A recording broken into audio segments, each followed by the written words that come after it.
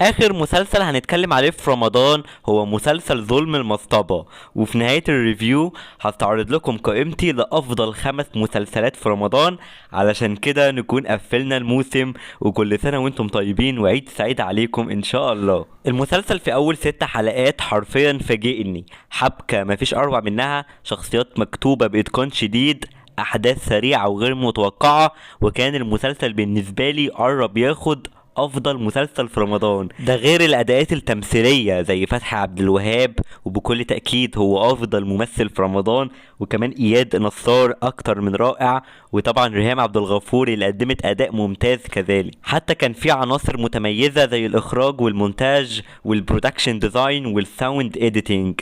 ولكن بعد كده للأسف حصل تراجع في الإيقاع، والأحداث أخدت سكة النمطية وكانت متوقعة، ومفيش أي عنصر من عناصر التميز حتى في الإخراج.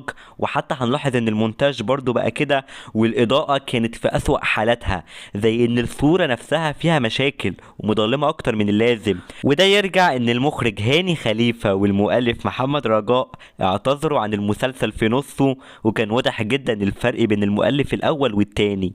ولكن من الحاجات اللي عجبتني انه في اخر 5 حلقات الاحداث رجعت تشد تاني، حتى ولو كانت اغلب الخطوط اتكروتت، خاصة في الحلقة الاخيرة اللي على قد ما نهايتها صادمة، الا ان الواحد كان عايز يعرف ويشوف اكتر من كده، وكان نفسي اعرف اكتر عن الصراعات.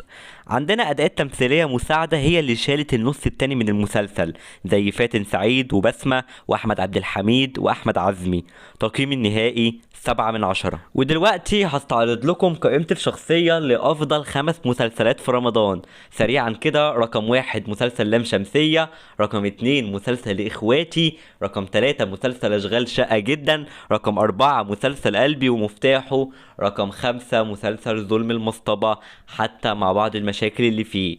دي قائمتي، شكرا جدا ليكم. اتمنى نكون انبسطنا برمضان وشوفنا مسلسلات كتير اهو، وعملت لكم حلقات كتير، اتمنى تكونوا انبسطتوا بيها.